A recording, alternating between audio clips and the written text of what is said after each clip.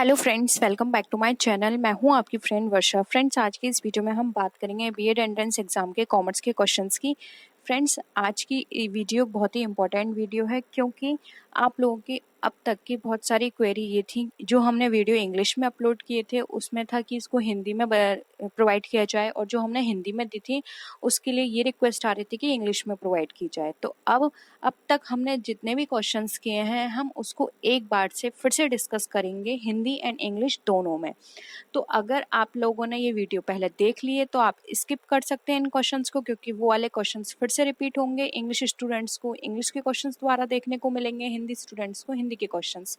लेकिन कुछ वीडियोस या कुछ क्वेश्चंस हम कह सकते हैं इस तरह के हैं जो कि हिंदी इंग्लिश में नहीं थे, हम उनको बाइलिंगुअल लैंग्वेज में कर रहे हैं। ठीक है, तो यहाँ पर आप क्या करिएगा, आप अपना अब तक आपका अगर कोई क्वेश्चंस मिस हो गया है तो प्लीज़ एक बार उन क्वेश्चंस को आप चेक कर लीजिएगा, जिसके थ्रू आप इजीली अपनी वो प्रिपरेशन कर पाएँ। ठीक है, तो वीडियो को स्टार्ट करते हैं। वीडियो पसंद आए तो वीडियो को लाइक कीजिए, अपने फ्रेंड्स से शेयर कीजिए। किसी भी तरह की कोई भी क्वेरी हो तो प्लीज़ ज़रूर बताइएगा। चलिए फ्रेंड्स, वीडियो को स्टार्ट करते हैं। फर्स्ट है डिवेंचर होल्डर्स आर। अब ये डिवेंचर होल्डर्स हैं वो क्या होते हैं? डेटर्स ऑफ द कंपनी यानी कि कंपनी के देनदार, क्रेडिटर्स ऑफ द कंपनी यानी कंपनी के लेनदार, डेटर्स ऑफ द कंपनी यानी कंपनी के देनदार, या फिर ऑनर्स ऑफ द कंपनी या फिर कंपनी के मालिक। तो देखें यहाँ पर फ्रेंड्स ऑप्शन देखें तो देखिए यहाँ पे ऑप्शन 1 और जो 3 है ये दोनों सेम ऑप्शन है जो कि कट गए। ठीक है, अब बचा यहाँ पे कंपनी के मालिक, इन्हें नहीं कहा जाता, ये कंपनी के क्रेडिटर्स कहलाते हैं। ठीक है, ऑप्शन बी यहाँ पे हमारा राइट आंसर होगा। क्रेडिटर्स क्यों कहलाते हैं? क्योंकि इन्होंने डिवेंचर्स परचेस किए हैं। अब ये इसका जो इंटरेस्ट मिलेगी इनको, वो इंटरेस्ट चाहिए, इनको हमें इंटरेस्ट देना पड़ेगा इस पे, जो भी डिवेंचर्स के ऊपर हमने फिक्स की हुई है इंटरेस्ट वो। तो ये कंपनी के लेनदार होते हैं, इसलिए क्रेडिटर्स ऑफ द कंपनी कहलाते हैं। ऑप्शन बी राइट है। नेक्स्ट क्वेश्चन देखिए, डिवेंचर्स इंडिकेट द। अब जो डिवेंचर्स हैं वो हमें क्या संकेत दिखाते हैं या फिर उनसे हमें क्या संकेत मिलता है? फर्स्ट ऑप्शन है short term borrowings of the company, यानी कि एक कंपनी के अल्पकालिक उधार को का ये संकेत करते हैं। Director shares in a company, यानी कि कंपनी के निदेशकों के शेयर्स हैं ये बताते हैं। The investment of equity share holders, यानी कि जो इक्विटी शेयर होल्डर्स हैं उनका निवेश ये बताते हैं। Long term borrowings of the company, यानी कि कंपनी के दीर्घकालीन उधार को बताते हैं। तो हमें ये बताना है डिवेंचर जो है वो हमें क्या इंडिकेट करते हैं, यानी कि हमें वो क्या बताने की कोशिश करते हैं। तो देखिए फ्रेंड्स, डिवेंचर्स हमारे लिए एक तरह से लॉन्ग टर्म बोरोइंग है। ये हमें लॉन्ग टर्म बोरोइंग बताते हैं जो कि कंपनी ने बोरो की है, ठीक है, लॉन्ग टर्म के लिए। इसलिए ऑप्शन डी यहाँ पे हमारा राइट आंसर हो जाएगा, क्योंकि ये मोर देन 1 ईयर की होती है, इसलिए लॉन्ग टर्म बोरोइंग हमने इसको कहा है। ऑप्शन डी राइट है। नेक्स्ट क्वेश्चन पे आते हैं। देखिए नेक्स्ट क्वेश्चन है यहाँ पे, इन डिवेंचर्स इंटरेस्ट पेबल इज, यानी कि जो डिवेंचर्स में जो ब्याज है वो कैसे दे होती है? ट्रांसफर टू जनरल रिजर्व, यानी कि जो हमारे सामान्य आरक्षित है उसमें हस्तांतरित करना। Transfer to following fund investment account, यानी कि सामान्य आरक्षित को हस्तांतरित करना किसमें? इन्वेस्टमेंट अकाउंट में। Charge against the firm's profit, यानी कि फर्म के प्रॉफिट में से चार्ज करना या फिर उसमें से आपको पे करना है। और appropriations of the company profit, यानी कंपनी के मुनाफे का विनियोग करना है। तो देखिए फ्रेंड्स, यहाँ पे जो इंटरेस्ट पेबल होगी हमारे डिवेंचर्स के लिए वो होगी यहाँ पे जो हमारे फॉर्म्स के प्रॉफिट होंगे उसमें से हम इसको, जो भी डिवेंचर्स होल्डर पे हमारे इंटरेस्ट बनेगी हम उसको पे करेंगे, यानी कि फॉर्म के प्रॉफिट से हमें इसको चार्ज करना होगा। इसलिए यहाँ पे ऑप्शन सी हमारा यहाँ पे राइट आंसर हो जाएगा। फॉर्म के प्रॉफिट से हम इंटरेस्ट को पे करेंगे। ठीक है, आई होप ये क्वेश्चन भी आपको क्लियर है। नेक्स्ट क्वेश्चन पे आते हैं। The owner of debentures is qualified for. अब जो डिवेंचर्स के ओनर हैं वो किसके लिए क्वालिफाई होंगे, यानी कि हम बोल सकते हैं कि एप्लीकेबल होंगे। डिवेंचर्स का मालिक किसके लिए योग्य होगा? ऑप्शन है फिक्स्ड रेट इंटरेस्ट, निश्चित ब्याज दर के लिए। कंपनीज वोटिंग राइट, यानी कि उनको कंपनी के मतदान करने में अधिकार मिलेगा।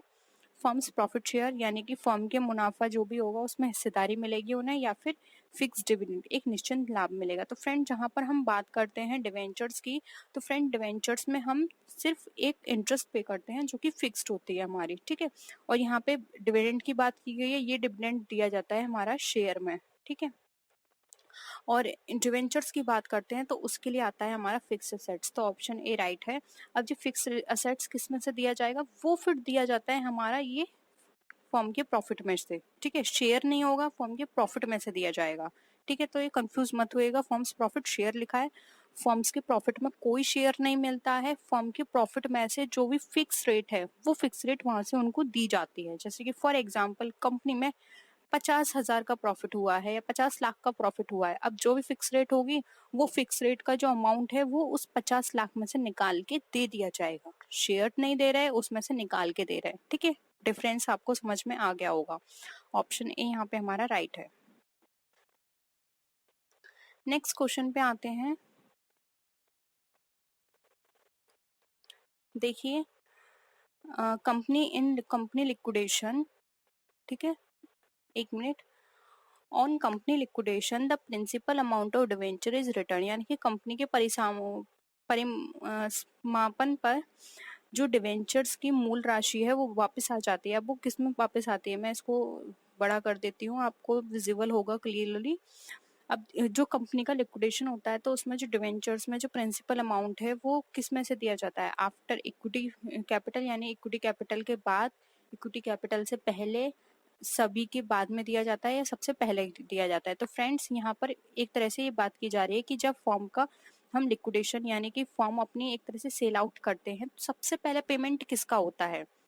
तो फ्रेंड्स अगर हम यहाँ पर बात करें तो जो हमारे इक्विटी कैपिटल है, देखिए ऑप्शंस में सिर्फ इक्विटी कैपिटल है तो हमें उसके बेसिस पे बताना होगा। वैसे सबसे पहले जो पेमेंट किया जाता है वो क्रेडिटर्स का किया जाता है, ठीक है।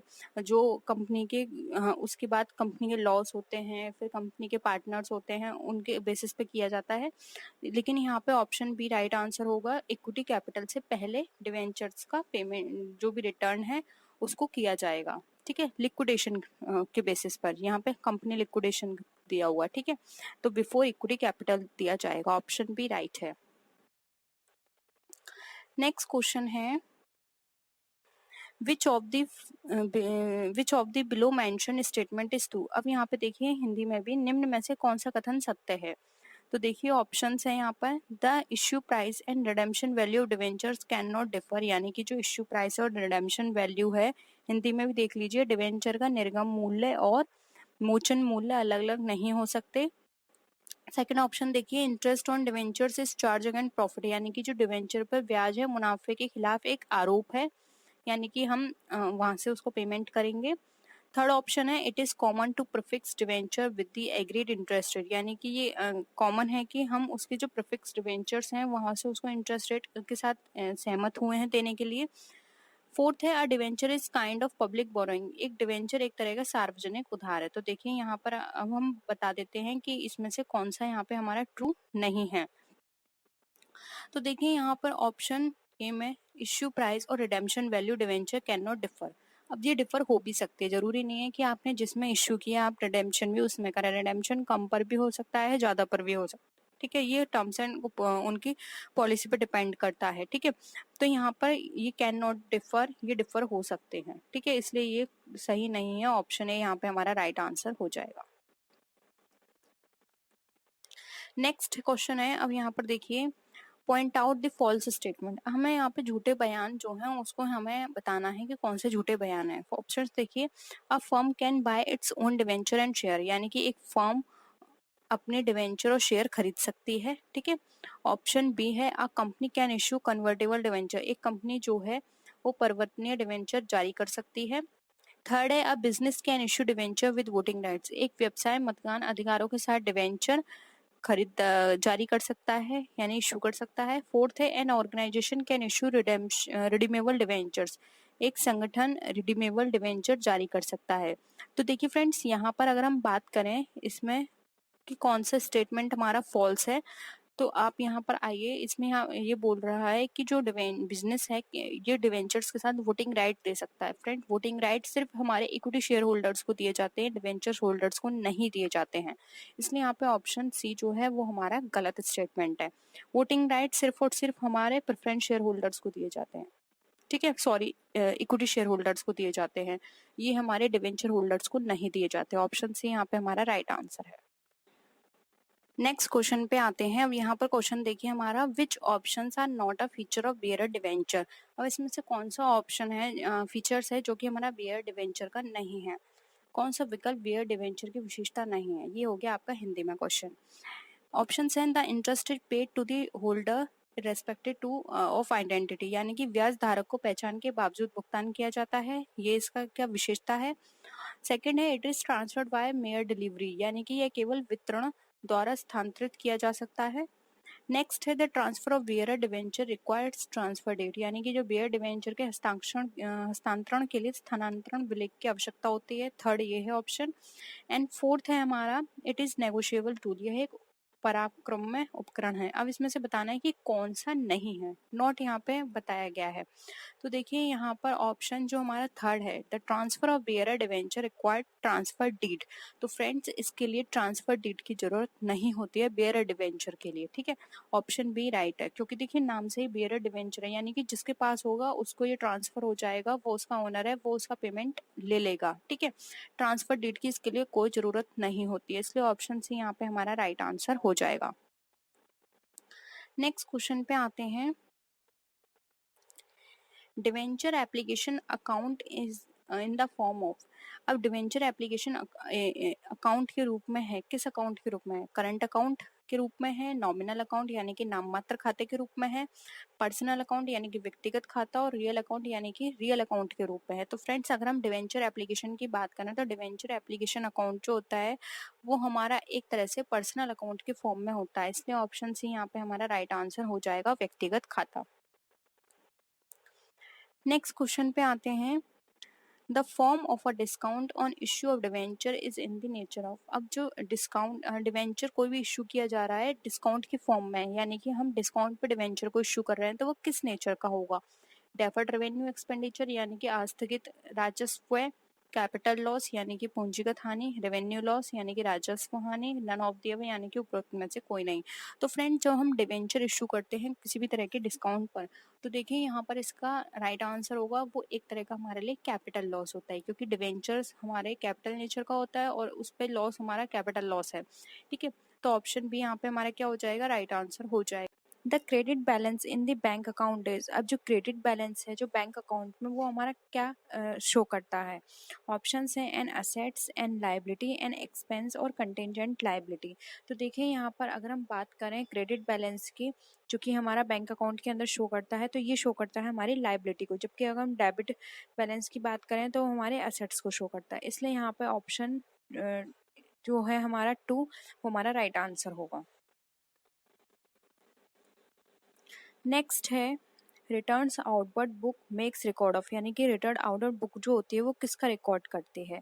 तो देखिए ऑप्शन है, goods return to the suppliers, यानी सप्लायर्स को गुड रिटर्न किया, गुड्स रिटर्न टू कस्टमर यानी कस्टमर को गुड रिटर्न किया, उसके बाद है यहाँ पर goods return to proprietor, proprietor को गुड्स रिटर्न किया, फिर है गुड्स रिटर्न टू नेबर्स, यानी कि नेबर्स को गुड रिटर्न किया। तो देखिए यहाँ पर इसका राइट आंसर होगा, तो ये है हमारे ऑप्शंस। तो देखिए यहाँ पर अगर हम बात करें गुड्स आउटवर्ड बुक की, तो देखिए ये यहाँ पे हमें बताता है कि जो हमारे सप्लायर्स हैं उनको हमने जो माल है उसको वापस किया, goods return to suppliers, return outward book ही हमें शो करता है, इसलिए ऑप्शन है यहाँ पे हमारा राइट आंसर है।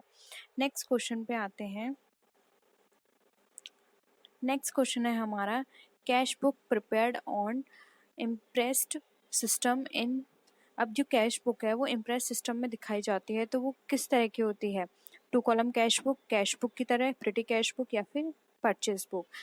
तो देखिए यहाँ पर अगर हम बात करें तो जो इम्प्रेस सिस्टम के अंदर हम अपनी कैश बुक प्रिपेयर करते हैं वो हमारी प्रिटी कैश बुक कहलाती है। Friends mainly petty cash book वो कैश बुक होती है जिसके अंदर हम जो छोटे छोटे हमारे जो खर्चे होते हैं हम उसको इंक्लूड करते हैं, फिर बाद में जब हम उसको उससे रिलेटेड अकाउंट में पोस्टिंग करते हैं तो डायरेक्ट एक अगर हम एक आइटम के रूप में उन सबको इंक्लूड कर लेते हैं। फॉर एग्जाम्पल जैसे कि हमने स्टेशनरी में खरीदे पेन, पेंसिल्स, इरेजर, स्केल, ये सारी चीज़ें खरीदी, तो प्रिटी कैश बुक में तो ये अलग अलग मेंशन कर दी जाएगी, लेकिन जब हम इसकी पोस्टिंग करेंगे जर्नल में या फिर अदर इससे रिलेटेड लेजर में, तो वहाँ पर हम पोस्टिंग करेंगे एज अ स्टेशनरी, वहाँ पे ये अलग अलग आइटम शो नहीं किए जाएंगे, वहाँ पे एज अ स्टेशनरी शो किया जाएगा। प्रिटी कैश बुक का मेन पर्पस होता है जैसे जो भी एक्सपेंस हो रहा है उसको उसी टाइम रिकॉर्ड करना, ठीक है, क्योंकि छोटे छोटे खर्चे ऐसे होते हैं बाद में हम भूल जाएंगे, तो पेटी कैश बुक में उसी टाइम नोट कर लिए जाते हैं। फिर बाद में जब उसको उससे रिलेटेड जो पोस्टिंग होती है, जब वहाँ पे उसको ट्रांसफ़र किया जाता है, तो एक बड़े हेड में उन सारे छोटे खर्चों को एक बड़े अमाउंट में लिख दिया जाता है, तो वो हमारा पेटी कैश बुक इसमें मदद करता है, ठीक है। तो एक तरह से ये यहाँ पर क्या हो गया, छोटे छोटे खर्चे हम भूले भी नहीं और साथ ही साथ हमारी पूरी हमारे पास इंफॉर्मेशन भी है। कभी हमें पता चले कि फॉर एग्जांपल स्टेशनरी है वो हमारी ज़्यादा अमाउंट की आ गई, तो हम बाद में एज अ रेफरेंस देख सकते हैं कि इस स्टेशनरी में एक्चुअल में हमने कौन कौन से आइटम परचेज किए हैं, ठीक है। तो ये था हमारा पेटी cash book, option third right answer है। नेक्स्ट आते हैं, the statement send along with purchase return is. अब खरीद रिटर्न के साथ भेजा गया बयान क्या कहलाता है? Credit note, bills payable book, debit note या फिर परचेस रिटर्न बुक। तो देखिए यहाँ पर बात की जा रही है एक स्टेटमेंट की, जो कि हम परचेस रिटर्न करते हैं तो उसके साथ हमें एक नोट भेजना होता है, उसको हम क्या बोलते हैं? तो देखिए यहाँ पर इसका राइट आंसर होगा ऑप्शन नंबर ए, जो कि हमारा है क्रेडिट नोट। वो क्रेडिट नोट कहलाता है क्योंकि उस पर पूरा मेंशन होता है कि हमने इतने रुपए का माल सेंड किया है, ठीक है, परचेस रिटर्न किया है। तो ऑप्शन ए यहाँ पे हमारा राइट आंसर हो जाएगा। बिल पेबल बुक में जो भी हम बिल पे करते हैं उसके बारे में मेंशन होता है, तो ये नहीं होगा। डेबिट नोट हमारा जब भी हम किसी भी तरह का कोई भी सेल्स रिटर्न चीज़ होती है तब हम लिखते हैं, और परचेस रिटर्न बुक हमारी परचेस रिटर्न से रिलेटेड होता है, लेकिन वो कोई स्टेटमेंट नहीं होता, स्टेटमेंट में सिर्फ क्रेडिट नोट आएगा, ठीक है। नेक्स्ट आते हैं, bank reconciliation statement is prepared by. अब जो बैंक रिकन्सिलेशन स्टेटमेंट होता है, ये क्वेश्चन फ्रेंड्स बहुत पूछा जाता है, बहुत सिंपल है। Customer, bank, reserve bank of India या फिर इधर बी और सी। तो फ्रेंड्स जो बैंक रिकन्सिलेशन या फिर जिसको आप शॉर्ट में बोलते हो BRS, ये प्रिपेयर किया जाता है कस्टमर ऑफ द बैंक, ठीक है। कस्टमर ये देखता है कि बैंक में जो भी ट्रांजेक्शन्स उसके द्वारा किए जा रहे हैं बैंक से, बैंक उसकी सही टाइम पर पोस्टिंग कर रही है या नहीं, या उसके पास जो बुक है पासबुक उसमें सही एंट्री की जा रही है नहीं। तो इन दोनों को मैच करने के लिए वो जो स्टेटमेंट बनाता है उसे बोलते हैं BRS, यानी कि bank reconciliation statement, cash book का पासबुक से मिलान करने के लिए, ठीक है। नेक्स्ट आते हैं, फ्रेंड से थोड़ा बड़ा क्वेश्चन है तो मैं इसका फ़ॉन्ट साइज छोटा कर रही हूँ, तो आई होप आपको ये क्लियर होगा, या फिर आप 2 बार देख लीजिए। पहले आप क्वेश्चन पढ़ लीजिए। देखिए क्वेश्चन है हमारा, while preparing bank reconciliation statement, checks paid into bank but not yet cleared are। यानी कि जब आप बैंक रिकन्सिलेशन स्टेटमेंट प्रिपेयर करते हैं तो चेक जो आपका बैंक में पेड हो गया है लेकिन वो अभी तक क्लियर नहीं हुआ है। हिंदी में भी देख लीजिए, बैंक सुलह बयान तैयार करते समय बैंक में भुगतान किए गए चेक भुगतान तो कर दिए हैं आपने, लेकिन अभी तक वो क्लियर नहीं हुआ है, यानी कि वहाँ पर सबमिट नहीं हुए एक तरह से बैंक के द्वारा। तो ठीक है, ऑप्शंस देखिए यहाँ पर कौन क्या क्या हो सकता है। 4 ऑप्शंस हैं हमें यहाँ पर, देखिए, added to balance as per cash book to arrive at the balance as per passbook, या फिर deducted to the balance as per cash book to arrive at the balance as per passbook. फिर है divided in the balance as per cash book to arrive at the passbook, और multiplied to the balances as per cash book to arrive at the balance as per the passbook. अब friends यहाँ पर आप देखिए, यहाँ पर इन्होंने 4 options आपको प्रोवाइड किए हैं, ठीक है। तो देखिए 4 ऑप्शंस के अकॉर्डिंग आपने एक चीज़ देखी होगी, जब भी हम BRS बनाते हैं तो या तो वहाँ पर हम चीज़ें ऐड करते हैं या लेस करते हैं, जबकि यहाँ पर क्या है, मल्टीप्लाई। तो ये कट गया ऑप्शन, यहाँ में डिवाइड का ऑप्शन दे रखा है तो ये कट गया, क्योंकि ना ही हम कोई भी स्टेटमेंट, कोई भी एंट्री होती है उसको डिवाइड करते हैं, ना ही मल्टीप्लाई, सिर्फ ऐड करते हैं या फिर लेस करते हैं कोई भी आइटम। तो अब हमें ऑप्शन ए या 2 में से देखना है। तो देखिए यहाँ पर ये था कि जो चेक है वो बैंक में दे दिया गया है लेकिन वो क्लियर नहीं हुआ है, तो इसका मतलब क्या है कि आपने तो उसको ऐड कर लिया होगा कि अब हमारे अकाउंट में इतने रुपए हो गए, लेकिन सच में तो अभी वो क्लियर हुआ नहीं है, तो अकाउंट में तो अभी इतने रुपए हुए नहीं, तो आपको क्या करना पड़ेगा, डिडक्ट करना पड़ेगा। तो यहाँ पे देखिए ऑप्शन 2 राइट आंसर होगा, deduct to the balance as per cash book और arrive at the balance as per passbook, ठीक है। तो ये आपका ऑप्शन करेक्ट होगा, ऑप्शन 2। आई होप ये भी ऑप्शन आपको क्लियर हुआ होगा। नेक्स्ट आते हैं, errors which affect one account can be. अब हमें ऐसे एरर्स बताने हैं जो सिर्फ एक अकाउंट को इफेक्ट करते हैं, तो ऑप्शंस देख लीजिए, errors of omission, error of principal, error of posting या फिर एरर ऑफ कमीशन। तो देखिए यहाँ पर ये बात कर रहे हैं एक अकाउंट को इफेक्ट करे। तो देखिए फ्रेंड्स, अगर एरर ऑफ ओमिशन होगा तो ये एक अकाउंट से रिलेटेड नहीं है, प्रिंसिपल डबल अकाउंट से रिलेटेड होता है, कमीशन भी नहीं होगा। एरर ऑफ पोस्टिंग हमारे एक अकाउंट से रिलेटेड हो सकता है कि हमने एक अकाउंट में पोस्टिंग नहीं की है, ठीक है। तो यहाँ पे ऑप्शन थर्ड जो है वो इसका राइट आंसर हो जाएगा। पोस्टिंग से रिलेटेड चीज़ें हमारी वन अकाउंट में इफेक्ट करेंगी, जबकि प्रिंसिपल दोनों पर बेस्ड होगा, ओमिशन भी दोनों पर बेस्ड होगा और कमीशन भी हमारे दोनों साइड बेस्ड होगा। इसलिए ऑप्शन थर्ड यहाँ पर हमारा राइट आंसर है। नेक्स्ट आते हैं errors of carry forward from one year to another year effect, यानी कि एक वर्ष से दूसरे वर्ष तक आगे ले जाने की त्रुटियां क्या कहलाती हैं? पर्सनल अकाउंट से होती हैं, रियल अकाउंट से, नॉमिनल अकाउंट से, या फिर both personal and real account से। तो देखिए यहाँ पर errors of carry forward from one year to, अब देखिए 1 ईयर से सेकंड ईयर में हम क्या ले जाते हैं? Balance sheet. तो आपको देखिए घुमाकर ये क्वेश्चन आपसे कर लिया गया है, एक तरह से आपको ये बताना है कि बैलेंस शीट में कौन कौन सी चीज़ें जाती हैं, ठीक है। तो फ्रेंड्स यहाँ पर अगर हम बात करें तो देखिए यहाँ पर एक साल से दूसरे साल में फॉरवर्ड की बात कर रहे हैं, ठीक है। इसका मैंने आपको एक हिंट दे दिया है, इसका आंसर आपको खुद बताना है, ठीक है। मैंने आपको हिंट दे दिया है। अब देखिए बीआरएस से ही रिलेटेड है एक और क्वेश्चन हमारा, which of the following errors is an error of omission. अब हमें बताना है एरर ऑफ ओमिशन से रिलेटेड इसमें से कौन सी एरर है। ऑप्शन 1 है sale of 800 rupees was written in the purchase journal, यानी कि 800 रुपये की आपकी सेल हुई है लेकिन आपने परचेज जर्नल में लिख दिया है। सेकंड ऑप्शन है wages paid to the Sohan, यानी कि सोहन को वेजेस पेड की और वो उसकी लेकिन अकाउंट में डेबिट कर दी है। फिर है the total of sales journal, यानी कि सोशल जर्नल का जो टोटल है वो आपने सेल्स अकाउंट में पोस्ट नहीं किया है। नेक्स्ट है the total of sales journal has posted to the sales account, अब जो टोटल है वो सेल्स अकाउंट में आपने पोस्ट कर दिया है। अब आपको यहाँ पे क्या बताना है? ओमिशन बताना है कि इसमें से कौन सा एरर ऑफ ओमिशन है। तो आप ध्यान से देखिए फ्रेंड्स, यहाँ पर एरर ऑफ ओमिशन की बात करा है, यानी कि दोनों तरफ। तो देखिए यहाँ पर तो ये एंट्री हुई नहीं है, तो ये एरर ऑफ ओमिशन का पार्ट हो गया, ठीक है। सेल्स जर्नल में थी लेकिन पोस्ट ही नहीं हुई है, ठीक है। जबकि ये यहाँ पे गलत हुआ है, यानी कि डबल एंट्री का काम है, ये भी डबल एंट्री है और ये भी यहाँ पे गलत है, ठीक है। वो ये तो हमारी बिल्कुल सही है क्योंकि जिसकी एंट्री थी वो हमने वहाँ पोस्ट करी है, ये बिल्कुल करेक्ट है। लेकिन ऑप्शंस के अकॉर्डिंग देखें तो यहाँ पे ऑप्शन थर्ड हमारा राइट आंसर हो जाए। When a bill is discharged, the acceptor debits, यानी कि जब हमारा बिल डिस्चार्ज किया जाता है तो जो एक्सेप्टर होता है वो कौन सा अकाउंट या फिर किस एंट्री को वो डेबिट करता है? क्रेडिटर्स अकाउंट को, कैश अकाउंट को, बिल्स पेबल अकाउंट या फिर बिल रिसीवेबल अकाउंट। तो फ्रेंड्स इस तरह के क्वेश्चंस करने से पहले आपको अपने माइंड में एंट्री बनानी होगी। देखिए यहाँ पे बिल डिस्चार्ज की बात की जा रही है, तो देखिए यहाँ पर जब वो बिल डिस्चार्ज करेगा तो बिल्स पेबल अकाउंट जो होगा उसको क्या करेगा? वो डेबिट करेगा क्योंकि अब वो पे कर रहा है उसका, ठीक है। तो यहाँ पे बिल्स पेबल अकाउंट जो होगा वो डेबिट किया जाएगा क्योंकि उसकी तरफ से अब पेमेंट हो रहा है बिल का। इसलिए यहाँ पे ऑप्शन 3 जो है वो राइट आंसर होगा, bills payable account. I hope ये क्लियर होगा आपको। नेक्स्ट क्वेश्चन है base date is otherwise called as, यानी कि जो बेस डेट या किसी भी चीज को हम बेस मानते हैं तो उसको हम और किस नाम से जानते हैं?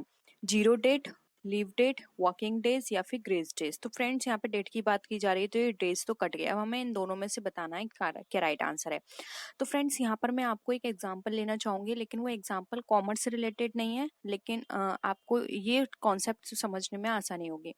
देखिए फ्रेंड्स, हमारे जब प्रेसिडेंट होते हैं, ठीक है, प्रेसिडेंट प्रेसिडेंट के जो इलेक्शंस होते हैं वो हमारे बेस ईयर के बेसिस पर होते हैं। अब बेस ईयर यहाँ पे क्या माना गया है? 1971। तो फ्रेंड्स अगर हम 1971 की बात करें तो ये इससे पहले का तो कोई टाइम पीरियड नहीं है ना, ठीक है। इससे पहले का कोई टाइम पीरियड नहीं लिया जाएगा। 1971 ये बेस ईयर माना गया है प्रेसिडेंट के इलेक्शन के लिए। तो इससे पहले का कोई टाइम पीरियड नहीं है, तो ये डेट एक तरह से जीरो डेट की तरह मानी गई है क्योंकि इससे पहले के कोई भी टाइमिंग पीरियड हमारे पास गिवन नहीं है, ठीक है। तो 1971 एक तरह से हमारे लिए बेस पीरियड है, यानी कि उससे पहले का, जैसे कि आपने देखा होगा जीरो बजट होता है, ठीक है। एक और एग्जांपल हो गया, वो आपकी कॉमर्स से रिलेटेड है, ठीक है। यहाँ पे ये आपका एक जीके का क्वेश्चन भी कंप्लीट हो गया। अब कॉमर्स के क्वेश्चन की बात करते हैं, तो आपने देखा होगा जीरो बेस बजट, ठीक है। तो जीरो बेस बजट में क्या होता है? आपने उस बजट को स्टार्टिंग से प्रिपेयर किया है उसके लिए आपने कोई भी प्रीवियस ईयर का बजट हेल्प नहीं लिया है, यानी कि उस बजट को बनाने में आपने किसी भी चीज़ की हेल्प नहीं लिया, आपने उसको इनिशियल स्टेज से प्रिपेयर किया है जिसको जीरो बजट कहते हैं। ठीक है, तो सेम ये उसी तरह से हो गया, इसलिए यहाँ पे इसका राइट आंसर होगा option number A, zero date. I hope ये क्लियर हुआ होगा आप सबको। नेक्स्ट है average due date can be called as. अब जो एवरेज ड्यू डेट है उसको हम और किस नाम से जानते हैं? Mean due date, median due date, mode due date या फिर जीरो ड्यू डेट। तो देखिए यहाँ पर एवरेज ड्यू डेट की बात की जा रही है, तो एवरेज का मतलब क्या होता है? जैसे कि कोई भी हमारे पास दो वैल्यू दे रखी हैं, जैसे कि हमारे पास 2 एंड 2 दे रखा है। ठीक है, अब 2 एंड 2 क्या होता है? 4। अब 4 को अगर हम 2 से डिवाइड करेंगे तो क्या निकल कर आए? 2, यानी कि ये क्या है? हमारी एवरेज है। तो मीन वैल्यू भी हमारी इसी तरह से निकलती है। मीन और एवरेज दोनों का एक ही नाम होता है, इसलिए यहाँ पे ऑप्शन ए राइट आंसर है। मीडियन क्या होता है? मीडियन यहाँ पे 3 की वैल्यू को शो करता है। मोड का मतलब यहाँ पर होता है कोई भी चीज कितनी फ्रिक्वेंसी से आई है। ठीक है, तो एवरेज और मीन दोनों का मतलब सेम है। अब वो अलग कॉन्सेप्ट है, इसमें मीन के भी बहुत सारे टाइप्स होते हैं, जैसे कि आपने पढ़ा होगा वेटेड मीन, और इसके साथ ही आपने मीन के जो अलग से मेथड्स हैं वो भी पढ़े होंगे, तो उससे आप इजीली समझ गए होंगे, आपने स्टैटिस्टिक्स में ये जरूर पढ़ा होगा। नेक्स्ट है accounts current is a journal is. अब यहाँ पे ये बताया जो अकाउंट करंट है वो एक जर्नल है, आपको इसमें यस है या फिर false, partially true, partially false, इसमें आंसर देना है। तो फ्रेंड्स सबसे पहले तो आपको इसका ये पता होना चाहिए अकाउंट करंट क्या होता है। तो फ्रेंड्स अकाउंट करंट एक समरी स्टेटमेंट होता है जिसमें डिटेलिंग की जाती है फाइनेंशियल परफॉर्मेंस की, एक इंडिविजुअल इंश्योरेंस एजेंट के बिजनेस की over a specified period of time. यानी कि एक इंडिविजुअल इंश्योरेंस एजेंट है, उसके बिजनेस की, उसने पूरे साल में कितना काम किया है उसकी फाइनेंशियल परफॉर्मेंस की डिटेलिंग की जाती है स्टेटमेंट में, उसको बोलते हैं हम अकाउंट करंट। अब देखिए अकाउंट करंट यहाँ पे डिटेलिंग की जा रही है और समरी स्टेटमेंट की बात कर रहे हैं, तो ये जर्नल तो होगा नहीं, क्या हो जाएगा? ये एक समरी स्टेटमेंट हो जाएगा। ठीक है, तो यहाँ पर क्या हो जाएगा? फॉल्स। अकाउंट करंट एक समरी स्टेटमेंट है ना कि जर्नल, इसलिए यहाँ पे ऑप्शन 2 राइट आंसर होगा, फॉल्स। आई होप ये भी कॉन्सेप्ट आपको क्लियर हुआ होगा, नया कॉन्सेप्ट था थोड़ा।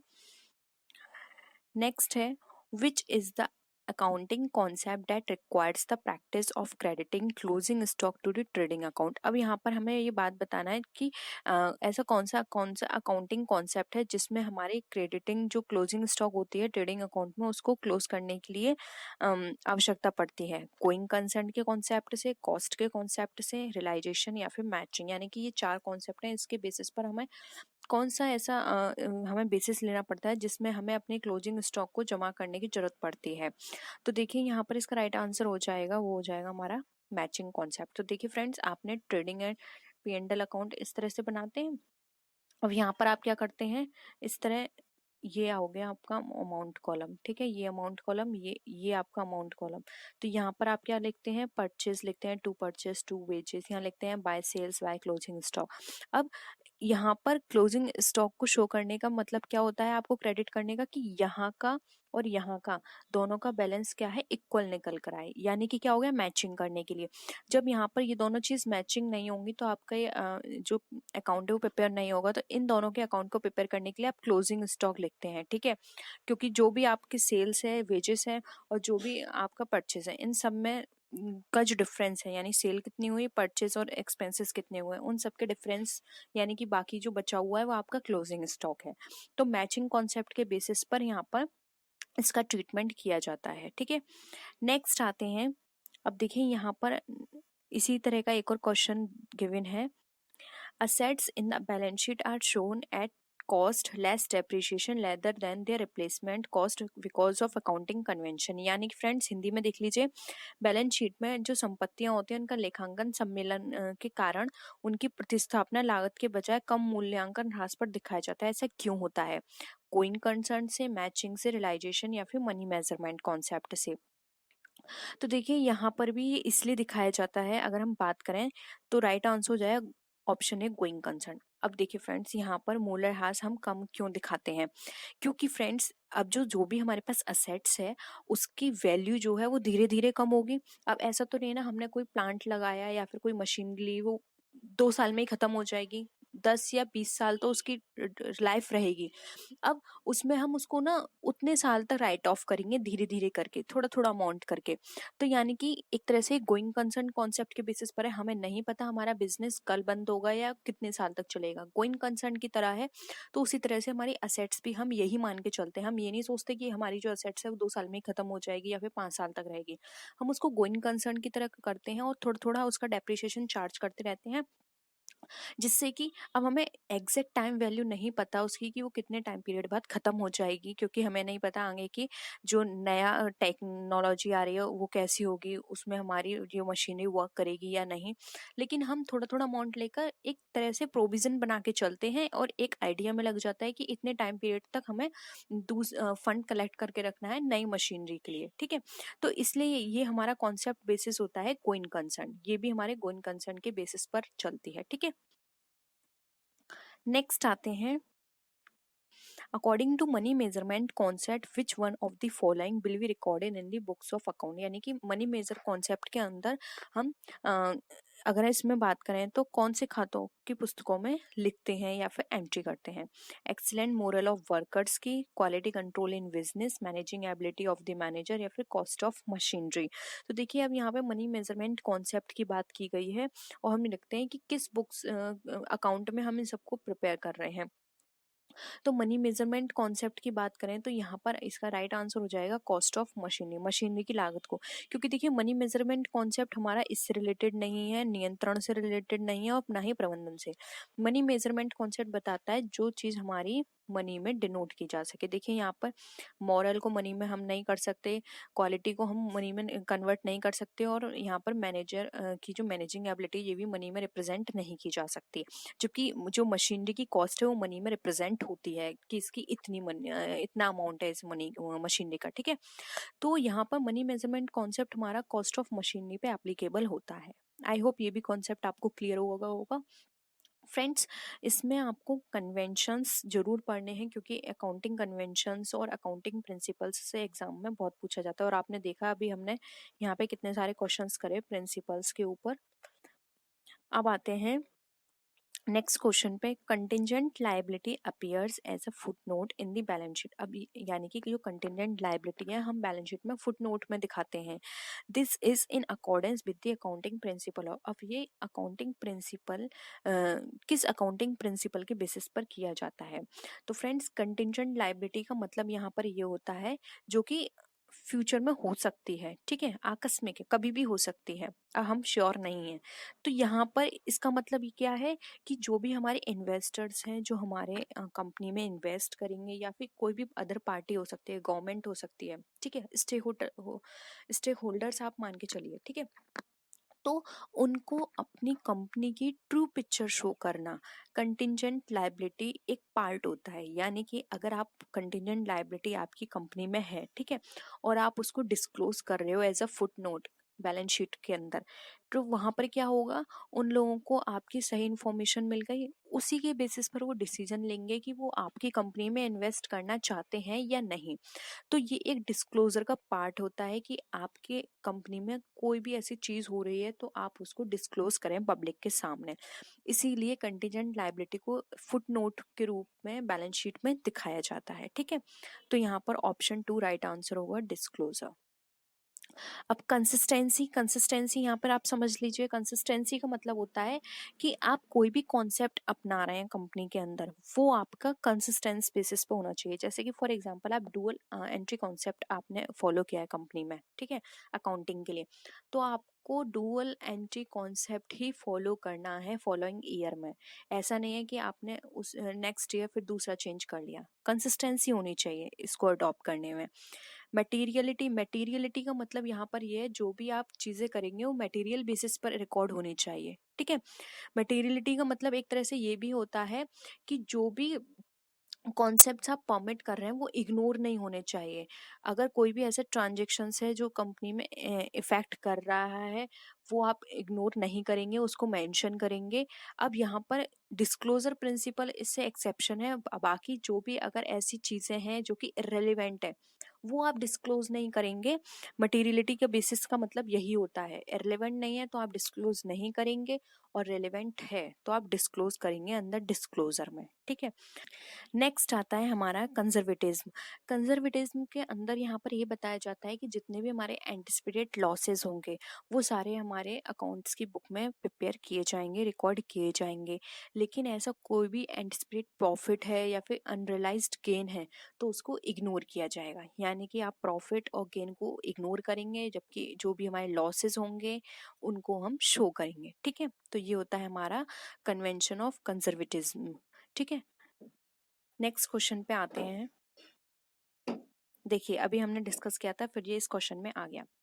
The policy to anticipate no profit and provide for all possible losses arise due to convention of, यानी कि कोई भी प्रॉफिट को आप रिकॉर्ड नहीं करेंगे और जो भी पॉसिबल लॉसेस होंगे वो आपको रिकॉर्ड करने हैं, तो किस कन्वेंशन के बेसिस पर किए जाते हैं। कंसिस्टेंसी, तो ये नहीं होगा, अभी हमने कंसिस्टेंसी पढ़ा था। डिस्क्लोजर, ये भी नहीं होगा। मैचिंग, ये भी नहीं होगा। आ गया कंजर्वेटिव। कंजर्वेटिज्म में ये बताया जाता है कि जो भी हमारे एंटिसिपेट प्रॉफिट होंगे उसको हम रिकॉर्ड नहीं करेंगे, लेकिन अगर कोई भी ऐसा एंटिसिपेट या अनरियलाइज्ड हमारा गेन है, वो सॉरी लॉस है, उसको हम यहाँ पर रिकॉर्ड करेंगे। गेन प्रॉफिट को नहीं करेंगे, लॉस को करेंगे। नेक्स्ट है revenue is generally recognised when being earn at the point of time when, यानी कि आमतौर पर राजस्व को उस समय माना जाता है जब वो अर्जित किया जाता है। तो आपको बताना है कि इससे हमारी सेल इफेक्ट होगी, कैश रिसीव्ड होगा, प्रोडक्शन इज कंप्लीट है, या फिर गुड्स इज डिलीवर्ड। यानी कि इन चारों सिचुएशन में से ऐसी कौन सी सिचुएशन में है जब आप मानेंगे कि आपका रेवेन्यू जो है वो आपने अर्न कर लिया है। तो देखिए यहाँ पर रेवेन्यू अर्न का मतलब यहाँ पर ये होता है जब हमारा कैश रिसीव्ड हो गया, ये हम नहीं मानेंगे। प्रोडक्शन कंप्लीट हो गया, ये तो बिल्कुल ही इससे रिलेटेड नहीं है। एंड गुड से डिलीवर्ड, ये भी इससे रिलेटेड मतलब नहीं है। इसका मतलब यहाँ पर ये है कि सेल इज अफेक्टेड, जब हमारी सेल इफेक्ट हो रही है, यानी कि आपने कोई भी माल किसी को बेच दिया, इट मीन्स आपने रेवेन्यू अर्न कर लिया। क्योंकि देखिए जब आप किसी को माल बेचेंगे तो वो कभी ना कभी आपका पैसा वापस करेगा, ठीक है। ऐसा तो नहीं है ना कि वो फ्री में आपका माल ले लेगा। जब उसने आपका माल खरीदा है तो उसको पैसा भी वो उसका जरूर देगा, ठीक है। तो इट मीन्स आपने उतने अमाउंट अर्न कर लिया। फॉर एग्जाम्पल आप डेली बेसिस पर देखते हैं कि आपने कितनी अर्निंग की, तो आप कैसे चेक करते हैं कि आज हमने इतने प्रोडक्ट सेल कर लिए, यानी कि आज हमने इतना कमा लिया। अब उसमें से कुछ आपने कैश में दिए होंगे प्रोडक्ट, कुछ आपने क्रेडिट पे दिए होंगे, यानी कि कुछ आपने पैसे दे के लिए और कुछ आपने उधारी दे दिए। अब उधार दिए हैं तो इट मीन्स वो कल या परसों कभी ना कभी आपका पैसा उसका दे ही देगा, ठीक है। तो इट मीन्स आपने जितना भी कैश पे किया हो सेल, चाहे क्रेडिट पे किया हो, वो सारा ही आपका अर्नड माना जाएगा, आपका रेवेन्यू माना जाएगा। इसलिए यहाँ पर सेल इज अफेक्ट होगी। जो हमारी सेल अफेक्ट हो जाएगी तो हम मानेंगे कि हमारी जो रेवेन्यू है वो हमने अर्न कर लिया है। तो आई होप ये पॉइंट भी आपको क्लियर हुआ होगा। कंपनी अधिनियम कब लागू हुआ, यानी कि कंपनीज एक्ट जो है वो इनफोर्स में कब आया? 1932 में, 1956 में, 1972 में, या 1916 में? तो फ्रेंड्स इसका जो राइट आंसर है वो है ऑप्शन बी, 1956। 1932, 1972 एंड 1962 हमारा रॉन्ग है। नेक्स्ट क्वेश्चन है सार्वजनिक कंपनी में सदस्यों की न्यूनतम संख्या कितनी होनी चाहिए, यानी कि यहाँ पर पूछा है कि जो पब्लिक कंपनी है उसमें मिनिमम मेंबर्स वो मिनिमम नंबर जो है पर्सन की वो कितने होने चाहिए? 7, 2, 20 एंड 50। तो बताइए फ्रेंड्स क्या होगा इसका राइट आंसर? इसका जो राइट आंसर है वो है ऑप्शन नंबर ए, जो कि है 7। नेक्स्ट क्वेश्चन है एक निजी कंपनी में सदस्यों की अधिकतम संख्या कितनी होनी चाहिए? तो फ्रेंड्स यहाँ पर आपको मैक्सिमम पूछिए मैम नंबर्स, तो मैक्सिमम नंबर्स हैं 20, 50, 7 एंड इंडेफिनिट। तो फ्रेंड्स आपको यहाँ पर याद रखना है कि कौन सी कंपनी है, ये प्राइवेट कंपनी है और प्राइवेट कंपनी में मैक्सिमम 50% होने चाहिए। नेक्स्ट क्वेश्चन है समता अंशधारी होते हैं जिनको हम इंग्लिश में इक्विटी शेयर होल्डर भी बोलते हैं, तो इक्विटी शेयर होल्डर कौन से होते हैं? ये कस्टमर होते हैं कंपनी के ओनर होते हैं, कंपनी के क्रेडिटर होते हैं, या मैनेजर होते हैं? तो फ्रेंड्स बहुत ही सिंपल क्वेश्चन है ये, तो इसका राइट आंसर है बी, ये कंपनी के स्वामी होते हैं। इनको कंपनी के अंदर जो भी मीटिंग्स होती हैं उसमें पार्टिसिपेट करने का राइट होता है। लेकिन अगर डिविडेंड डिस्ट्रीब्यूट किया जाता है तो इन शेयर होल्डर्स को डिविडेंड डिस्ट्रीब्यूट नहीं किया जाता। सबसे पहले प्रेफरेंस दी जाती है प्रेफरेंस शेयर होल्डर्स को, उसके बाद अगर कोई डिस्ट्रीब्यूशन डिविडेंड बचता है या कोई प्रॉफिट बचता है तब इनको डिविडेंड दिया जाता है।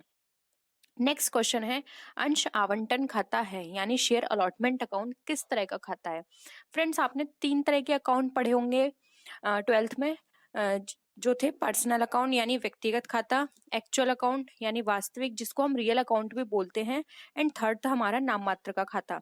तो उसके बेसिस पे आपको ये आंसर करना है। आपको पता होगा पर्सनल अकाउंट कौन से होते हैं। फ्रेंड्स, पर्सनल अकाउंट वो वाले अकाउंट होते हैं जिसमें किसी पर्सन का या फिर किसी पर्सन को जो रिप्रेजेंट कर रहा है उसका अकाउंट आता है। जैसे कि सुधीर का खाता, सुशील का खाता, ये हो गए पर्सन के। और कुछ आर्टिफिशियल होते हैं जो कि पर्सन या फिर पर्सन के ग्रुप को क्रिएट करते हैं, जैसे कि कोई कंपनी हो गई, ठीक है, या फिर किसी भी तरह का कोई क्लब का अकाउंट है, किसी गवर्नमेंट ऑफिस का कोई अकाउंट है, तो हमारे पर्सनल अकाउंट कहलाते हैं। वास्तविक खाता यानी एक्चुअल या फिर रियल अकाउंट हमारे वो अकाउंट होते हैं जिनको हम टच कर सकते हैं, और कुछ ऐसे अकाउंट भी आते हैं इसके अंदर जिनको हम टच नहीं कर सकते। टच करने वाले होते हैं जैसे कि हमारे फिक्स एसेट्स, और जिनको हम टच नहीं कर सकते वो आते हैं हमारे trademark, patents and goodwill. Next आता है हमारा नाम मात्र का खाता। नाम मात्र का खाता जिसको हम बोलते हैं नॉमिनल अकाउंट। नॉमिनल अकाउंट हमारे वो अकाउंट होते हैं जो होते नहीं है लेकिन हम उनको क्रिएट कर देते हैं, जिनको हम फिक्टिशियस बोल सकते हैं। तो ये वास्तव में होते नहीं है लेकिन सौदों के स्वभाव को बताते हैं। जैसे कि वेजेस, अब वेजेस को हम कोई वेजेस हम जिसको टच नहीं कर सकते या फिर इस वेजेस को हम देख भी नहीं पाएंगे, ठीक है, लेकिन हमने क्या किया, यहाँ पे क्रिएट कर दिया है वेजेस अकाउंट। मजदूरी खाता, बीमा खाता, तो ये सारे अकाउंट जो हैं हमारे, ये हमारे नॉमिनल अकाउंट है। तो बताइए फ्रेंड्स, इसके बेसिस पे अंश आवंटन खाता आपको क्या लगता है? तो इसका राइट आंसर है ए, जो कि है व्यक्तिगत खाता। नेक्स्ट क्वेश्चन पे हम मूव करते हैं। जब अंशों का हरण किया जाता है तो अंश पूंजी खाता नाम किया जाता है, यानी जब शेयर्स फॉरफिट किए जाते हैं तो शेयर कैपिटल अकाउंट क्या होता है? यो भी याचना की बकाया रकम से क्रेडिट या डेबिट किया जाता है, याचित रकम से यानी कॉल्ड अप कैपिटल से उसमें एंट्री होगी, पेड अप कैपिटल से उसमें एंट्री होगी, या अंशों के मूल्य से यानी जो शेयर का जो टोटल प्राइस है उससे होगी वो एंट्री। तो बताइए फ्रेंड्स, क्या होगा इसका राइट आंसर? इसका जो राइट आंसर है वो है ऑप्शन बी। जब हम अंशों को हरण करते हैं तो अंश पूंजी खाता हमारा जितनी भी कॉल्ड अप कैपिटल है यानी जो हमने मांग ली है उससे हमारा ये खाता किया जाता है डेबिट। नेक्स्ट है, हरण किए गए अंशों के पुनर्निर्गमन पर पूंजी दी गई छूट को क्रेडिट किया जाता है। तो बताइए किस खाते से उसको क्रेडिट किया जाता है? शेयर डिस्काउंट अकाउंट से, शेयर फॉरफिचर्ड अकाउंट से, प्रॉफिट एंड लॉस अकाउंट से, या नन ऑफ द अबव? तो फ्रेंड्स का राइट आंसर है बी। जब भी हम शेयर को पुनर्निर्गमन करते हैं तो जब हम जो भी छूट देते हैं तो उससे हमारा शेयर फॉरफिचर्ड अकाउंट जो है वो क्रेडिट करते हैं हम वहां। नेक्स्ट है, ऋण पत्रों को सहायक प्रतिभूति के रूप में निर्गमन पर डेबिट किया जाएगा, यानी कोई भी ऐसे डिवेंचर्स हैं जिसको सब्सिडी सिक्योरिटी के रूप में इश्यू किया गया है तो उसको डेबिट किससे किया जाएगा? डिवेंचर अकाउंट से, बैंक अकाउंट से, डिवेंचर सस्पेंस अकाउंट से, या नन ऑफ द अबव? तो बताइए फ्रेंड्स, इसका जो राइट आंसर है वो है ऑप्शन सी, जो कि है डिवेंचर सस्पेंस अकाउंट। उसको डिवेंचर सस्पेंड अकाउंट से वहां पे डेबिट किया जाएगा क्योंकि वो सब्सिडी सहायक प्रतिभूति है उसकी। हमें अभी नहीं पता कि आगे जाके हम इसे किस में कन्वर्ट करेंगे, तो एक तरह से ये हमारे लिए सस्पेंस की तरह है, तो इसको हम डिवेंचर सस्पेंस अकाउंट से डेबिट करते हैं। नेक्स्ट है, ऋण पत्रों का शोधन किया जाता है। यहाँ पर फ्रेंड्स आपको प्राइस का वो बताना है कि प्राइस का जो मेथड है वो किस तरह से होगा। रिडीम एट पार पर, एट प्रीमियम पर, वाई कन्वर्टिंग इन शेयर, या फिर ऑल ऑफ दी अबव? तो किस पे उसको रिडीम किया जाता है, यानी जब हम उसको पे ऑफ करते हैं तो किस पे किया जाएगा? तो फ्रेंड्स का राइट आंसर है डी, इनमें से किसी पर भी हम पे ऑफ कर सकते हैं। जब हम डिवेंचर को रिडीम करते हैं तो एट पार पे कर सकते हैं, एट प्रीमियम पे कर सकते हैं, या फिर अगर हम चाहें तो उसको शेयर में कन्वर्ट कर सकते हैं। ये डिपेंड करता है शेयर होल्डर्स पर कि वो किस में करवाना चाहता है। ये आपस म्यूचुअल अंडरस्टैंडिंग पे होता है। कंपनी और शेयर होल्डर्स में कंपनी एंड डिवेंचर होल्डर्स में इतनी अंडरस्टैंडिंग है, कंपनी ने बोला कि आप इसको शेयर को कन्वर्ट करा लो तो वहां भी हो सकता है। नेक्स्ट है ऋण पत्रों का शोधन होता है यानी डिवेंचर रिडीम्ड एट। फ्रेंड्स यहाँ इस क्वेश्चन का मतलब है कि यहाँ पे आपको मेथड बताना है कि किस किस तरह से रिडीम हो सकता है। ए कैश में, B by issuing new debentures, C by issuing equity shares, या फिर ऑल ऑफ द अबव। तो बताइए फ्रेंड्स क्या होगा इसका राइट आंसर। इसका जो राइट आंसर है वो है ऑप्शन डी, जो कि है इनमें से सभी। अगर किसी भी डिवेंचर को रिडीम करवाना है तो कैश में भी हो सकता है, या फिर आप न्यू डिवेंचर इशू कर सकते हैं उसके बिहाफ पर, या फिर आप उसके बिहाफ पर इक्विटी शेयर्स को भी इशू कर सकते हैं। सेम वही प्रोसेस हो गया ये कि आप कन्वर्ट करा सकते हैं इक्विटी शेयर में। तो फ्रेंड्स राइट आंसर है डी। नेक्स्ट क्वेश्चन है ऋण पत्रों के अधिमूल्य की राशि का उपयोग किया जाता है, यानी ऋण पत्रों पर कोई प्रीमियम की वैल्यू आती है तो उसका किस पर्पज से यूज किया जाएगा। First, to eliminate the capital loss, second, in order to eliminate past losses, third, to eliminate future losses, या D none of these. तो बताइए फ्रेंड्स क्या होगा इसका राइट आंसर। इसका जो राइट आंसर है वो है option A, to eliminate the capital loss, यानी कि पूंजीगत हानियों को समाप्त करने में ही हम ऋण पत्रों के अधिमूल्य की राशि का उपयोग करेंगे। क्योंकि ये जो हमारे पास अधिमूल्य की राशि होती है ये हमेशा उन चीजों में यूज की जाती है जो कि हमें लॉन्ग टाइम तक बेनिफिट करेंगे, या फिर लॉन्ग टाइम जिसकी हानियों का असर हमारे बिजनेस पे बहुत ज्यादा पड़ेगा। पूंजीगत हानियों का जो असर होता है हमारे बिजनेस पे बहुत बड़ा इफेक्ट पड़ता है, तो हम उसको राइट ऑफ करने के लिए, उसको एलिमिनेट करने के लिए इस राशि का यूज करेंगे। नेक्स्ट क्वेश्चन आता है कौन सा संचय आर्थिक चिट्ठी में नहीं दिखाया जाता है। A capital reserve, B secret reserve, C है बी सीक्रेट रिजर्व, सी है हमारा रेवेन्यू रिजर्व, एंड डी है हमारा शेयर प्रीमियम। बताइए फ्रेंड्स कौन सा रिजर्व है जो कि हमारी चिट्ठी में नहीं दिखाया जाता है। तो फ्रेंड्स नाम से ही इंडिकेट हो रहा है गुप्त संचय यानी सीक्रेट रिजर्व। सीक्रेट रिजर्व जो होता है ये एक हिडन होता है, इसको शो नहीं किया जाता है कंपनी में, लेकिन ये क्रिएट किया जाता है, तो इसको हम चिट्ठी में नहीं दिखाते हैं। नेक्स्ट क्वेश्चन है सामान्य संचय, पूंजी संचय आदि को चिट्ठी के दायित्व पक्ष में किस शीर्षक में दिखाया जाता है। तो यहाँ पर आपको बताना है कि किस हेड में उसे दिखाया जाएगा।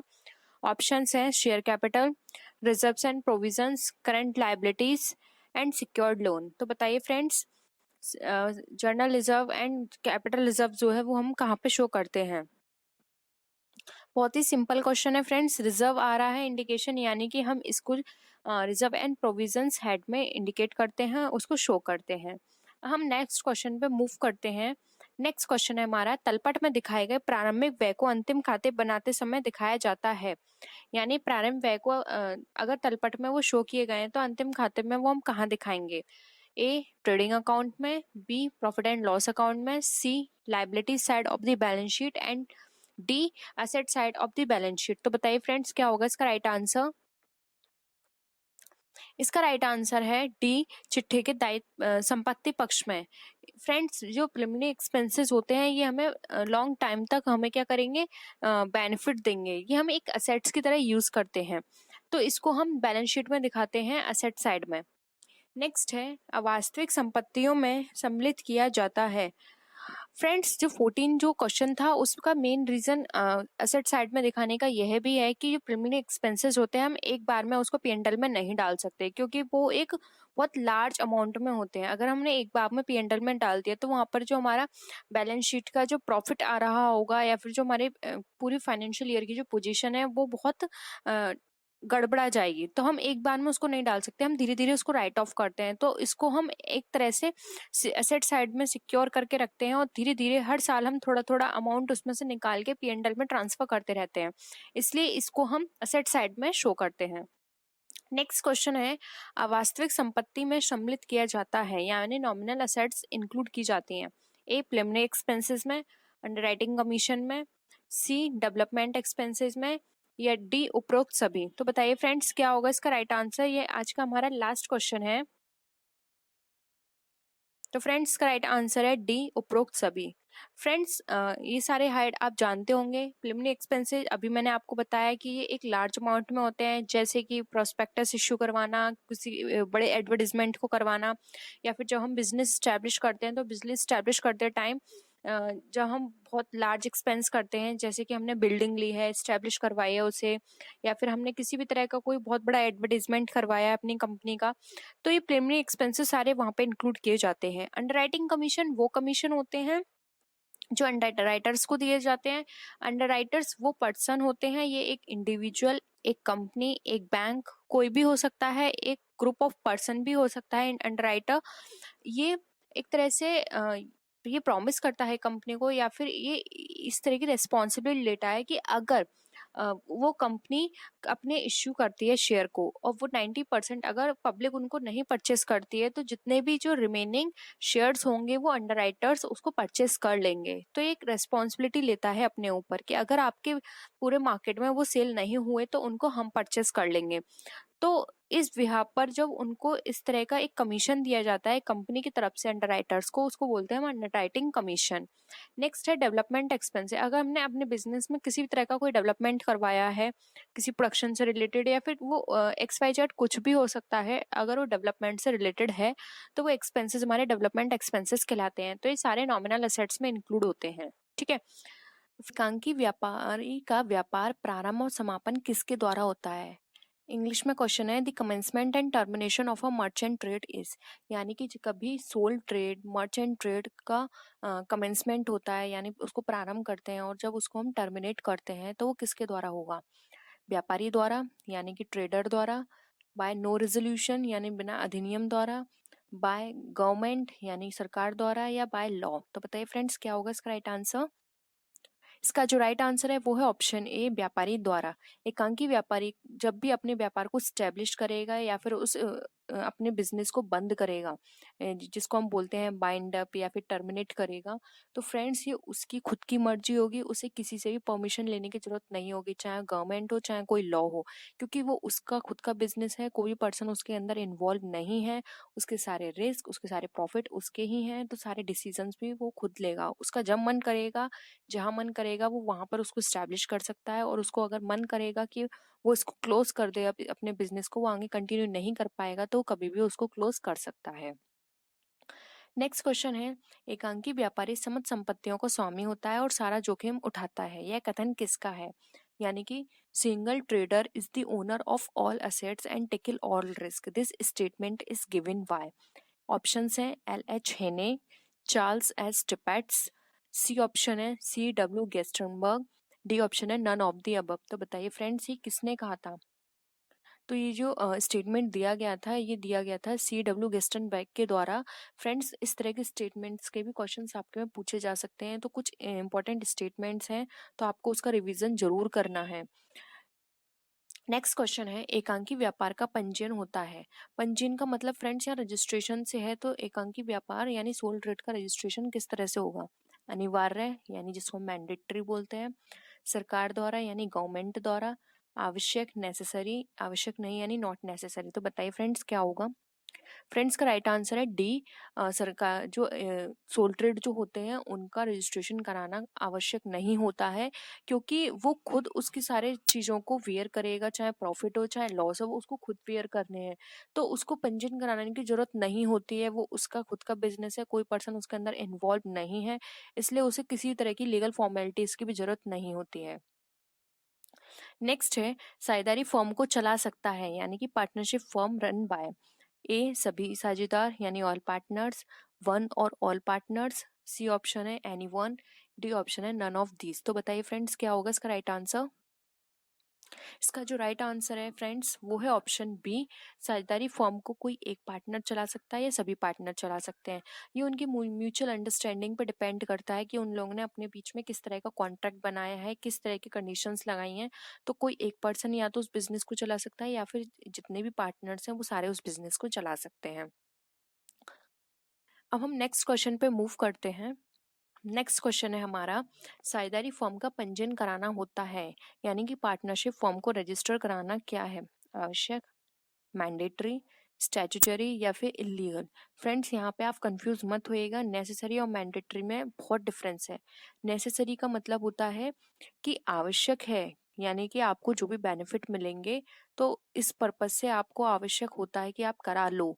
लेकिन मैंडेटरी में ये है कि आपको 100% गवर्नमेंट की ये प्रोविजन है कि आपको कराना ही है, अगर आप नहीं कराओगे तो आपका बिजनेस स्टार्ट नहीं होगा। तो मैंडेटरी और नेसेसरी में बहुत डिफरेंस है। तो फ्रेंड्स ठीक से आंसर दीजिएगा, इसलिए मैंने इस दो ऑप्शंस को यहाँ पे इंक्लूड किया है जिससे कि आप कंफ्यूज ना हो। तो बताइए इसका क्या आंसर होगा? इसका जो राइट आंसर है वो है ऑप्शन ए, आवश्यक।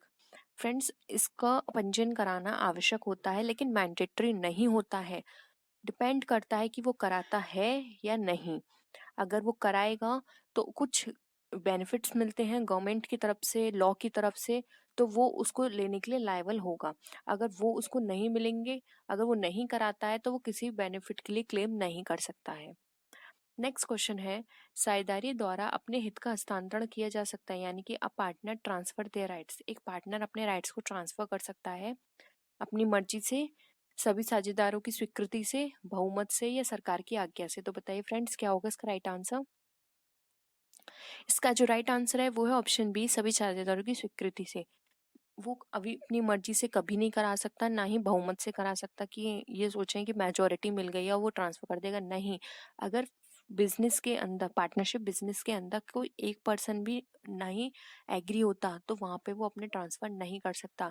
ईच एंड एवरी पर्सन को वहां पे अपनी देनी पड़ेगी कंसेंट कि हाँ वो एग्री हैं, तब वो ट्रांसफर कर सकता है। और इसमें कोर्ट की परमिशन की जरूरत तो होती नहीं है, सिर्फ इसमें आपको जो भी आपके पार्टनर्स हैं उनसे आपकी परमिशन की जरूरत होती है। अगर सभी लोग एग्री हो जाते हैं तो अपने ट्रांसफर को कोई भी पार्टनर ट्रांसफर कर सकता है।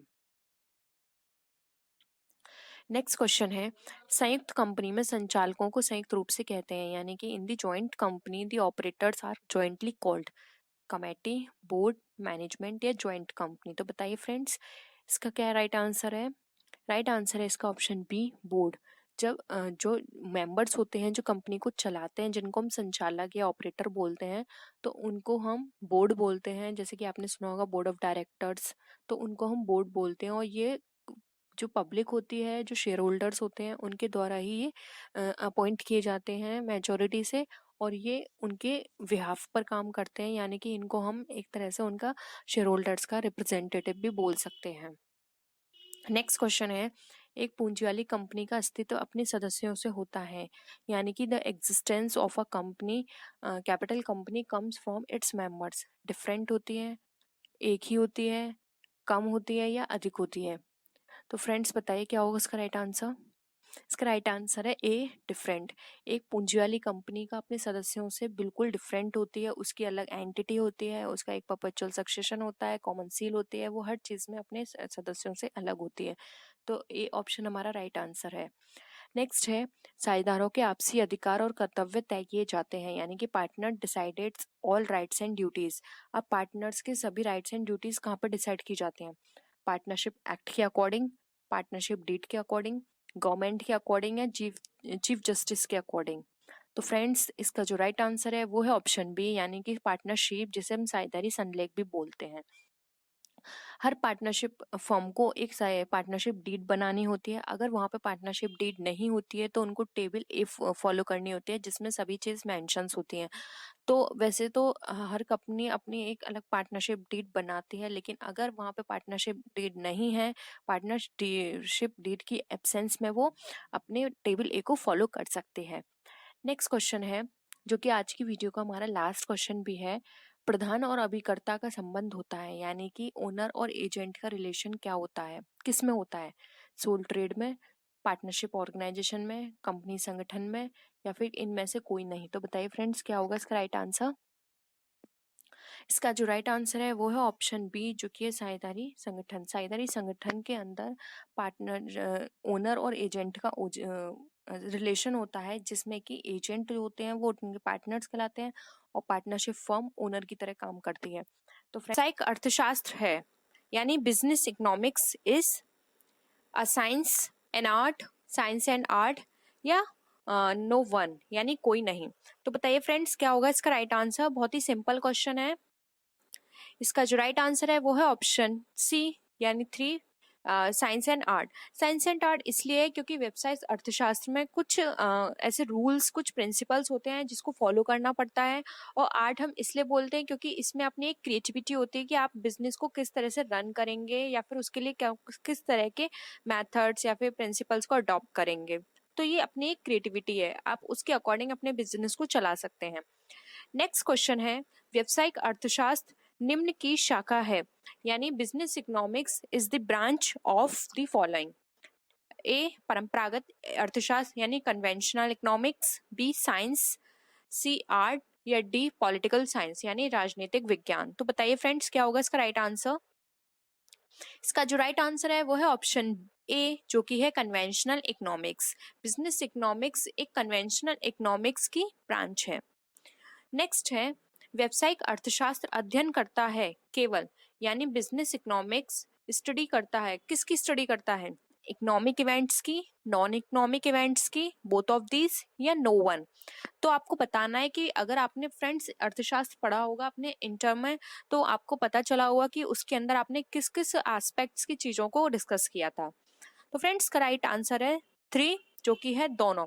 आपने उसके अंदर इकोनॉमिक्स यानी हम बात कर सकते हैं मॉनेटरी टर्म्स में, नॉन इकोनॉमिक्स यानी हम बात कर सकते हैं बिहेवियरल टर्म्स में। आपने monetary terms as well as behavioural terms के जो भी इवेंट्स होते हैं उनको डिस्कस किया था। उसके अकॉर्डिंग आपने वर्किंग कंडीशंस देखी थी, ग्रोथ रेट देखी होगी, नेशनल इनकम देखी होगी। तो उसमें पूरी इकोनॉमिक्स में हम इकोनॉमिक्स और नॉन इकोनॉमिकल दोनों इवेंट के ऊपर बात करते हैं। नेक्स्ट है निर्णय है यानी the decision is A a managerial work, B a continuous process, C a intellectual process या D all of the above. तो बताइए फ्रेंड्स डिसीजन जो होता है वो किस तरह का कार्य है। तो फ्रेंड्स का राइट आंसर है 4 यानी ऑल ऑफ दी अबव।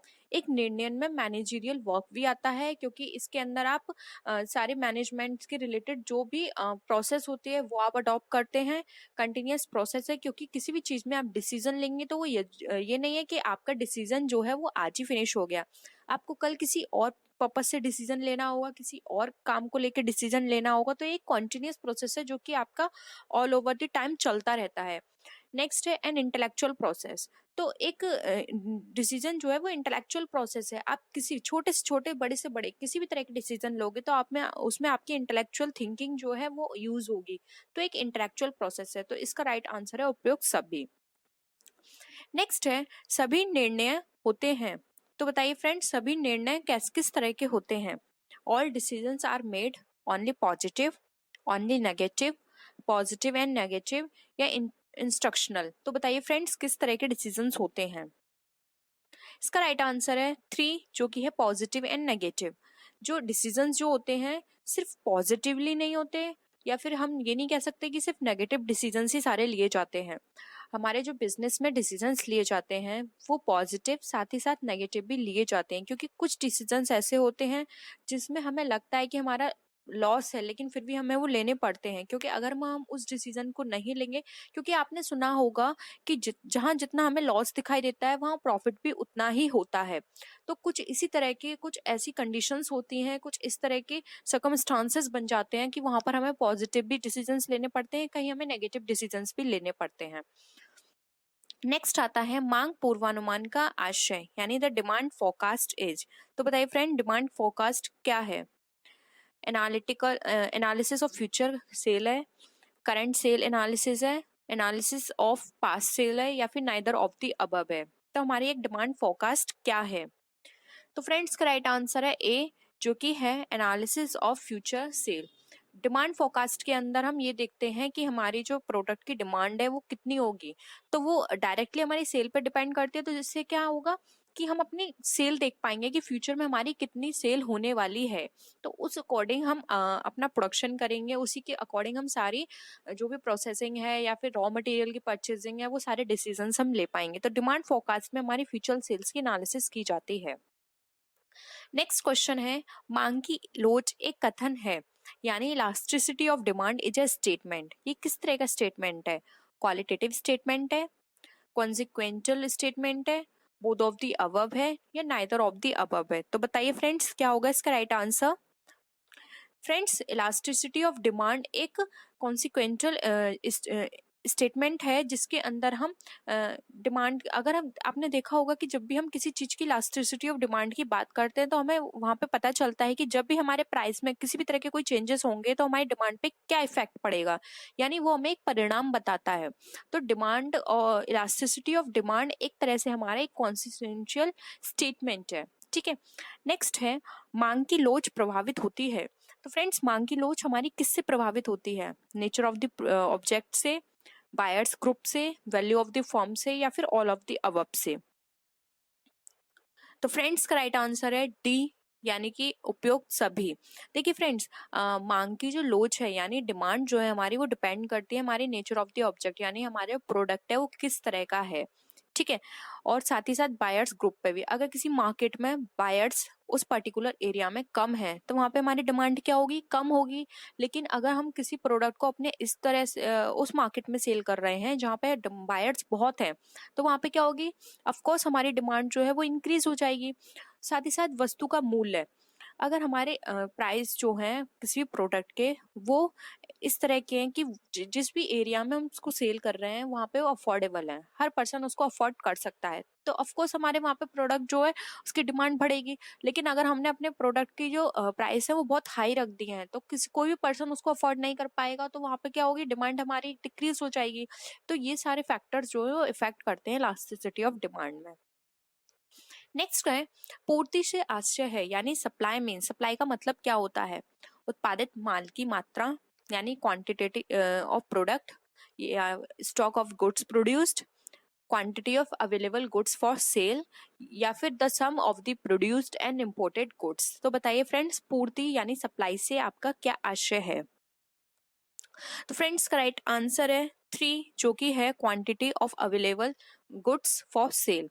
जो भी हमारे पास किसी भी प्रोडक्ट की अवेलेबिलिटी होगी तभी तो हम उसको सप्लाई कर पाएंगे।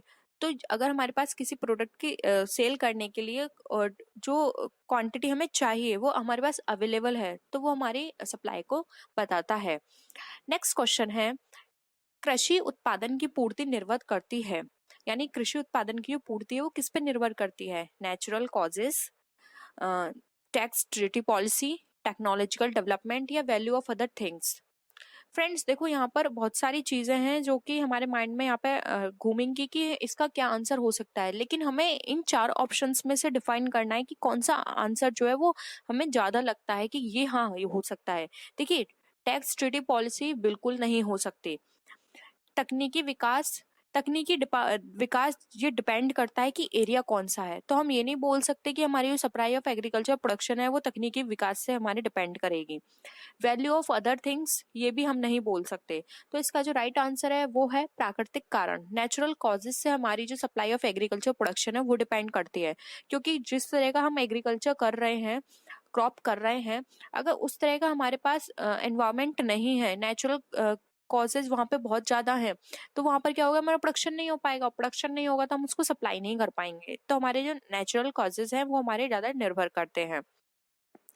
नेक्स्ट है पूर्ति के नियम का आशय, यानी law of supply means quantitative, qualitative, both of the above, या नाइदर ऑफ द अबव।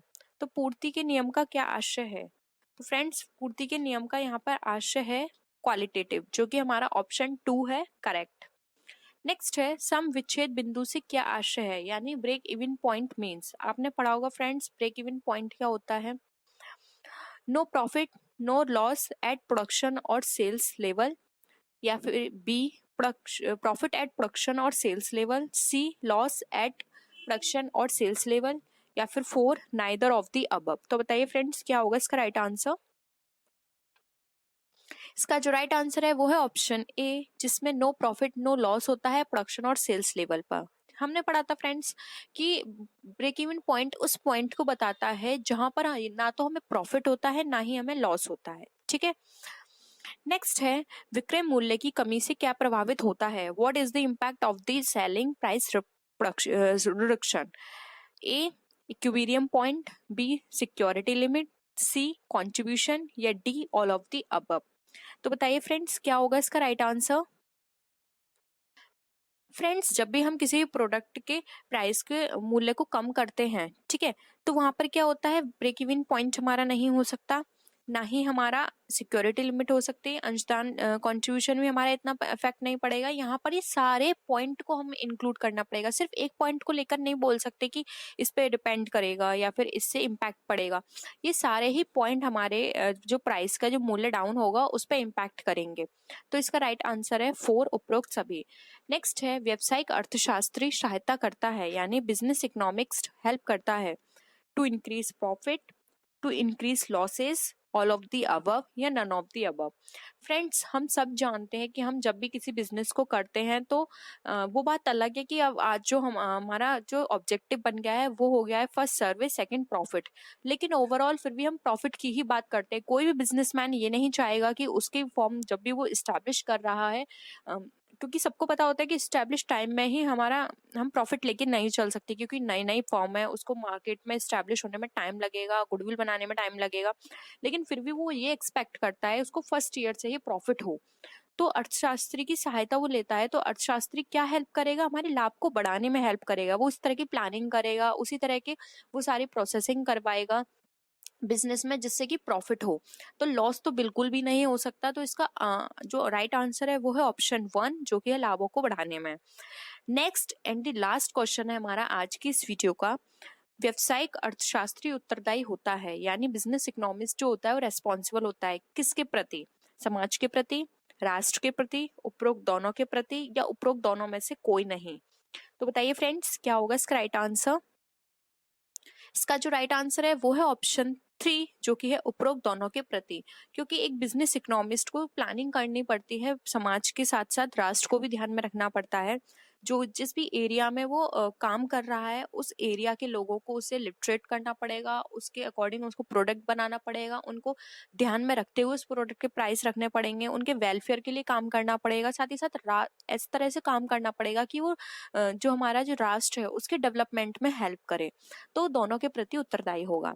तो फ्रेंड्स, आज का प्रैक्टिस सेट आपको कैसा लगा? आपके कितने आंसर्स करेक्ट रहे? प्लीज कमेंट सेक्शन में जरूर बताइएगा।